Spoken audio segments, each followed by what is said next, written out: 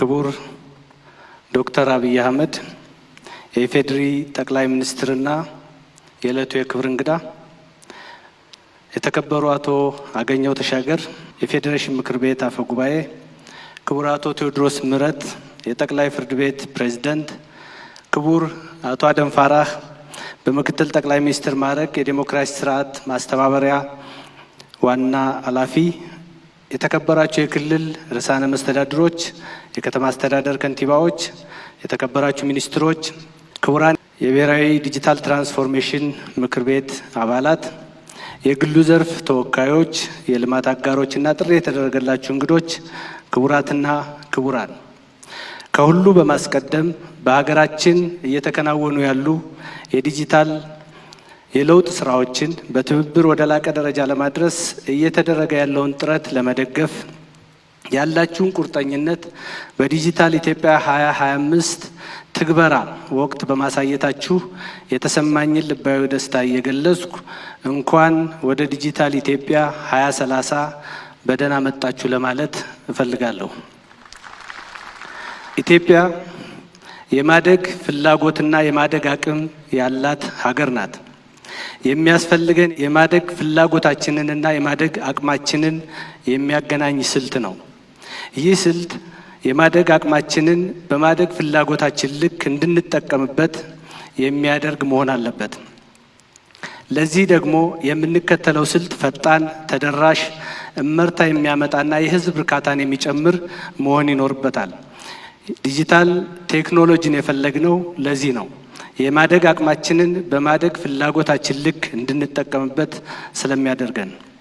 መንግስት የዲጂታል ኢትዮጵያን መርሃ ግብር ሲዘረጋ መሰረት ያደረጋቸው የሀገር በቀል የኢኮኖሚ ማሻሻያ እቅድ፣ የ10 ዓመት የልማት እቅድና የአፍሪካ ህብረት አህጉራዊ የዲጂታል ትራንስፎርሜሽን ስትራቴጂዎችን ነው። እነዚህም መሰረት አድርጎ የተቀረጸው የዲጂታል ኢትዮጵያ መርሃ ግብር በመደመር መንግስት እይታ መሰረት ፈጠራን፣ ፍጥነትንና እመርታን ለማምጣት እንዲያስችል ሆኖ የተዘጋጀ ነው። ፈጠራ ስንል አዲስ የዲጂታል ቴክኖሎጂዎችንና አጠቃቀሞችን መፍጠር ብቻ አይደለም። የዲጂታልን ዓለም እድሎችን በመጠቀም አዳዲስ ስልቶችን፣ ቴክኖሎጂዎችን፣ አሰራሮችንና ግኝቶችን መፍጠር ጭምር ነው። ፍጥነት ስንል ደግሞ አንድን ሂደት ለማከናወን የሚወስደውን የሰው ኃይል፣ ጊዜ፣ ጉልበትና ቁሳቁስ በመቀነስና በመቆጠብ እጅግ በፍጥነት ለመከወን መቻል ነው። ፈጠራና ፍጥነትን ከመጠቀም ባለፈ ከዓለም እድገት ተስተካካይ ለመሆንና ብሎም ለመብለጥ አንዳንዶችን የእድገት ምዕራፎች እየዘለሉ መሄድ ይገባናል። ዲጂታል ቴክኖሎጂ ለእንዲህ ያለውን መርታ አስቻይ ሁኔታዎችን ሊፈጥርልን የሚችል በዚህ ዘመን የተበረከተልን እድል ነው ብንል መሳሳት አይሆንም። የለውጡ መንግስት የዲጂታል ዘርፍ እንደ አስቻይ አቅም ብቻ የሚታይበትን የቀደመ እይታ ከፍ አድርጓል። የዲጂታል ዘርፍ ለሁሉም ዘርፎች ተደራሽ ሆኖ አንደኛው የኢኮኖሚ አንቀሳቃሽና የብልጽግና መዳረሻ ግባችን በእጅጉ ለማሳጠር የሚያስችል ዘርፍ መሆኑን በማመን በትኩረት እየተሰራበት ይገኛል። ክቡር ጠቅላይ ሚኒስትር፣ ክቡራትና ክቡራን፣ ይህንን በመገንዘብ ዲጂታል ኢትዮጵያ 2025 ስትራቴጂን ከ5 ዓመታት በፊት አስቀድመን አጽድቀን ወደ ሙሉ ትግበራ አስገብተን ነበር። ዲጂታል 2025 ስትራቴጂ የዲጂታል መሰረቶች ተጥለውበታል። የዲጂታል ውጥኖች ተጀምረውበታል። እንዲሁም ዘርፈ ብዙ የሪፎርም ስራዎች ለማከናወን ተችሏል። የዲጂታል ኢትዮጵያ 2025 ስትራቴጂ ትግበራ ላለፉት 5 ዓመታት መጠነ ሰፊ ትሩፋቶችን አስገኝቷል። ከነዚህ መካከል የመሰረተ ልማት ማስፋፋት ስራዎች ተጠቃሽ ናቸው። የዲጂታል መሰረተ ልማት አካል የሆነው የኃይል አቅርቦትን ለማሳደግ በተሰራው ስራ ከ6000 ሜጋዋት በላይ ኃይል የማመንጨት አቅም መፍጠር ተችሏል። በቴሌኮም ዘርፍ ከፍተኛ ለውጥ ማስመዝገብ የተቻለ ሲሆን አጠቃላይ የቴሌኮም አገልግሎት ተጠቃሚ ብዛት ከ97 ሚሊዮን በላይ ደርሷል። የኢንተርኔት አገልግሎት ተጠቃሚ ብዛት ወደ 60 ሚሊዮን ተጠግቷል። በሞባይልና ብሮድባንድ አገልግሎቶችም ከፍተኛ ምርታ ማምጣት ችለናል። ከፍተኛ አቅም ያላቸው የዳታ ማዕከሎችንም በመገንባት ወደ ትግበራ ማስገባት ተችሏል። በበርካታ መንግስታዊና የግሉ ዘርፍ አገልግሎቶችም የዲጂታል መሰረተ ልማቶችን በመጠቀም አውቶሜት በማድረግ ግልጽና ቀልጣፋ አገልግሎት መስጠት ተችሏል። ከምንም በላይ እንደ ሀገር የዲጂታል መሰረተ ልማት ግንባታ ስራችን ወጥ፣ ተናባቢ፣ እውቀት መርና ወጪ ቆጣቢ እንዲሆን ለማድረግ የተሰራው ስራ ትልቅ ለውጥ አምጥቷል። የተበታተነ ሳይሆን በተደራጀ መልኩ ለመስራት በተደረገው ጥረት ለተመዘገቡ ውጤቶች አስተዋጽኦ አድርጓል።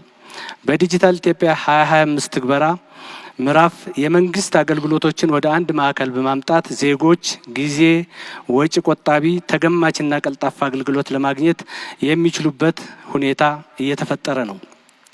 ከዚህ በተጨማሪ በመንግስት አገልግሎት አሰጣጣችን በዓለም አቀፍ ደረጃ ተወዳዳሪ የሚያደርገን የመሶብ የአንድ ማዕከል አገልግሎት ስርዓት ለምቶ ወደ ስራ የተገባበት ወቅት ነው።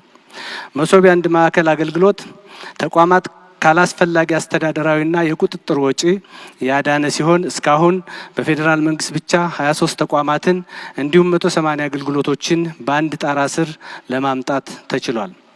ይህም ለዜጎች ቀልጣፋ አገልግሎት መስጠት የተቻለበት አውድ መፍጠር ችለናል። ስራው በክልሎችና ከተማ አስተዳደሮች እየተስፋፋ ይገኛል። ከዚህ በተጨማሪ የታክስ ስርዓት ለማሻሻል የሚያስችል የኤሌክትሮኒክ ፋይሊንግ እንዲሁም የዓለም አቀፍ ንግድን ለማሳለጥ የሚያስችል የኤሌክትሮኒክ የአንድ መስኮት አገልግሎት ለመተግበር ተችሏል። በዚህ ወቅት ለዲጂታል የንግድ ስራዎች መሰረት ለመጣል የሚያስችል የህግ ማዕቀፍ እንዲሁም የስትራቴጂ ዝግጅት ተከናውኗል። በዚህ መሰረት በመንግስት ተቋማት እንዲሁም በግሉ ዘርፍ የዲጂታል ንግድ ስርዓቶች ለምተው በዲጂታል ስነ ምህዳር መገበያየት ተጀምሯል። ከነዚህ የዲጂታል ንግድ መተግበሪያ ስርዓቶች ውስጥ ዋነኛው በኢትዮ ቴሌኮም የለማው የዘመን ገበያ ይገኝበታል። ከዚህ ጎን ለጎን በዚህ የስትራቴጂ ትግበራ ወቅት የቢዝነስ ፕሮሰሲንግ አውትሶርሲንግ አገልግሎት መሰረት መጣል ተችሏል። በዲጂታል ኢትዮጵያ 2025 ትግበራ ወቅት የብሔራዊ መታወቂያ ስርዓት ማለትም የፋይዳ ስርዓት ለምቶ ወደ ስራ ገብቷል። በዚህ ስርዓት ከ30 ሚሊዮን በላይ ዜጎች ተመዝግበዋል። የፋይዳ መታወቂያ ከ72 በላይ አገልግሎቶች ጋር በማጣመር ተደራሽ ለማድረግ ተችሏል። እስካሁን ድረስ በዲጂታል የክፍያ ስርዓት ከ11 ቢሊዮን በላይ ልውውጦች ለማድረግ የተቻለ ሲሆን በዚህም ከ18.5 ትሪሊዮን ብር በላይ እንቅስቃሴ ተደርጓል። በዚህም የተነሳ በሀገራችን ታሪክ ለመጀመሪያ ጊዜ የዲጂታል የፋይናንስ እንቅስቃሴ ከጥሬ ገንዘብ እንቅስቃሴ መብለጥ ችሏል። ከሳይበር ደህንነት ስራዎች ጋር በተያያዘ የቁልፍ የህዝብ መሰረተ ልማት በማልማት ለኤሌክትሮኒክስ ፓስፖርት እና ለፋይዳ መታወቂያ አገልግሎቶች መስጠት ተጀምሯል። ከዚህ ጎን ለጎን የሳይበር ደህንነት ግንዛቤና ታለንት ልማትን የሚያሳድጉ ዘርፈ ብዙ የሳይበር ደህንነትና የዳታ ጥበቃ የህግ ማዕቀፎች ጸድቀው ወደ ስራ ገብተዋል። ይህም ደህንነቱ የተጠበቀ የሳይበር ምህዳር መገንባትና መደላድል ለመፍጠር ተችሏል። በዲጂታል ኢትዮጵያ 2025 ስትራቴጂ የዲጂታል ትራንስፎርሜሽን ውጥኖችን ለማገዝ የሚችሉ 3 ልዩ ትኩረት የሚሹ ጉዳዮች ተለይተው ነበር። እነዚህም ፋይናንስ፣ የሰው ሀብትና ፖሊሲ ናቸው። ከፋይናንስ ጋር በተያያዘ የተሻሻለው የኢንቨስትመንት አዋጅ የአእምሯዊ ንብረትን እንደ ካፒታል እውቅና በመስጠት የዲያስፖራዊ ኢንቨስትመንት ለማበረታታት የሚያስችል መደላድል ፈጥሯል። የቴሌኮምና የባንክ ዘርፍ ፈቃድን በውድድር ለውጭ ኢንቨስተሮች ክፍት በማድረግ የፋይናንስ ዘርፍን እንቅስቃሴ ከተለመደው አካሄድ አውጥቷል። ውድድርን መሰረት ያደረገ ስልትም ተከትለናል። የፋይናንስ ዘርፍ ሌላው ትሩፋት የካፒታል ገበያ ስርዓትን ለሀገራችን ማስተዋወቁ ነው። ይህም በቀጣይ ጨዋታ ቀያሪ የኢኮኖሚ መርታ ሊያመጣ የሚችል ትልቅ ተስፋ የተጣለበት ነው። የዲጂታል ምህዳሩን ሰው ተኮር ከማድረግ ጋር በተያያዘ ዘርፉን ሊመሩ የሚያስችሉ መሪዎች ማፍራት በዲጂታል 2025 ስትራቴጂ ትግበራ ወቅት ትኩረት ከተሰጡ ጉዳዮች ውስጥ ዋነኛው ነው። ሀገራችን የ5 ሚሊዮን ኮደርስ መርሃ ግብር በመተግበር ላይ የምትገኝበት አንዱ ምክንያት ሰው ተኮር ለማድረግ ነው። እስካሁን በአጠቃላይ ከ2.8 ሚሊዮን ሰልጣኞች በላይ በመላው የሀገሪቱ ክፍሎች በማሰልጠን 1.9 ሚሊዮን ሰልጣኞች ሰርቲፊኬት ወስደው ለመመረቅ በቅተዋል። ከዚህ ባሻገር ባለፈው 5 ዓመታት መንግስት የስታርታፕ አዋጅን እንዲጸድቅ እንዲሁም ለሀገራዊ ችግሮች ሀገራዊ መፍትሄን የማምጣት መርህን በመከተል ላሉብን ችግሮች የመንግስትና የግል አጋርነት መሰረት ያደረገ አገር በቀል መፍትሄ ማምጣት የሚያስችል መደላድል መፍጠር ችሏል። የዲጂታል ስነ ምህዳሩን ሙሉ ለማድረግ የተለያዩ አስቻይ ፖሊሲዎችና የህግ ማዕቀፎች በመቅረጽ ወደ ስራ ማስገባት ተችሏል። ክቡር ጠቅላይ ሚኒስትር፣ ክቡራንና ክቡራን፣ በዛሬው ዕለት የዲጂታል ኢትዮጵያ 2025 ትግበራ ምዕራፍ በይፋ ይዘጋል። ዲጂታል 2025 ኢትዮጵያን ወደ ሌላ ምዕራፍ አሸጋግሯል። የፋይናንስ አሰራሯን፣ የአገልግሎት አሰጣጧን፣ የህዝብ ትስስሯን፣ የንግድ ስርዓቷን፣ የመንግስት ተደራሽነቷን፣ የጸጥታና ደህንነት አጠባበቋን፣ የሚዲያ አውዷን ወዘተ ወደ ሌላ ምዕራፍ አሻግሮታል። የወጣቶቻችን ስነ ልቦና፣ አስተሳሰብና አሰራር ተቀይሯል። ስለዚህም በዚህ በተቀየረ እሳቤ ስርዓት አውድና አጠቃቀም መሰረት ወደ ሌላ ምዕራፍ መሸጋገር ያስፈልገን ነበር። እነሆ ዛሬ ወደ ዲጂታል ኢትዮጵያ 2030 አዲስ ምዕራፍ የምንሸጋገርበት እጅግ ታሪካዊ ቀን ነው። ይህንን ታሳቢ በማድረግ ከሳምንታት በፊት የዲጂታል ኢትዮጵያ 2030 ስትራቴጂ በሚኒስትሮች ምክር ቤት ጸድቋል። ክቡር ጠቅላይ ሚኒስትር፣ ክቡራትና ክቡራን፣ በዚህ አዳራሽ የተገኛችሁ ታዳሚዎች በሙሉ እንዲሁም ዲጂታልን ጨምሮ በተፈጠሩ የተለያዩ የግንኙነት አማራጮች ይህን ፕሮግራም የምትከታተሉ ኢትዮጵያውያን፣ ትውልደ ኢትዮጵያውያን እና የኢትዮጵያ ወዳጆች ሁሉ እንኳን ደስ አላችሁ፣ ደስ አለን ማለት እፈልጋለሁ። ዲጂታል ኢትዮጵያ 2030 ስትራቴጂ በሁላችንም ጥረት፣ ትጋትና ትብብር የተጀመሩ የዲጂታል ውጥኖች በአገር አቀፍ ደረጃ በፍጥነት የሚስፋፉበት፣ ተናባቢ የዲጂታል ስነ ምህዳር የምንገነባበት፣ ዘላቂ የሆነ የዲጂታል እመርታ የምናመጣበት እንዲሁም በስርዓት የተደገፈ አገራዊ ትራንስፎርሜሽን የምናረጋግጥበት እንደሚሆን ይጠበቃል። ዲጂታል ኢትዮጵያ 2030 በሁላችንም ጥረት፣ ትጋትና ትብብር ዜጎችን ማዕከል ያደረገ መንግስታዊ ስርዓት በእጅጉ የሚጎለብትበት፣ ሁሉን አቀፍ አካታች የዲጂታል አገልግሎቶች የሚቀርቡበት፣ ሉዓላዊና ደህንነታቸው የተጠበቀ የዲጂታል ስርዓቶች የሚበራከቱበት፣ የውስጥ ፈጠራን የሚበረታታበት፣ በድምሩ የሀገራችንን የኢኮኖሚ እድገትና ትራንስፎርሜሽን በማሳለጥ ወደምንመኘው ሁለንተናዊ ብልጽግና የምናደርገው ጉዞ በእጅጉ የምናፋጥንበት አውድ ይሆናል። ይህ ትልቅና ጥልቅ ራዕይ በጥብቅ ዲሲፕሊን መመራት ይኖርበታል። ለዚህም መንግስት የብሔራዊ ዲጂታል ትራንስፎርሜሽን ምክር ቤትን በዲጂታል 2025 መጨረሻ አካባቢ አቋቁሞ ስራ ጀምሯል። ምክር ቤቱ የዲጂታል ስትራቴጂን ይነድፋል። በሀገራችን ውስጥ የሚከናወኑ የዲጂታይዜሽን እንዲሁም የዲጂታል ትራንስፎርሜሽን ስራዎችን ይከታተላል፣ ይቆጣጠራል። በተለያዩ አካላትና ስርዓቶች መካከል የስትራቴጂ ተጣጣሚነት መኖሩን ያረጋግጣል። ስትራቴጂያዊ ለውጥ የሚያስፈልጋቸው ውሳኔዎችን በመንግስት እንዲወሰኑ አጥንቶ ያቀርባል።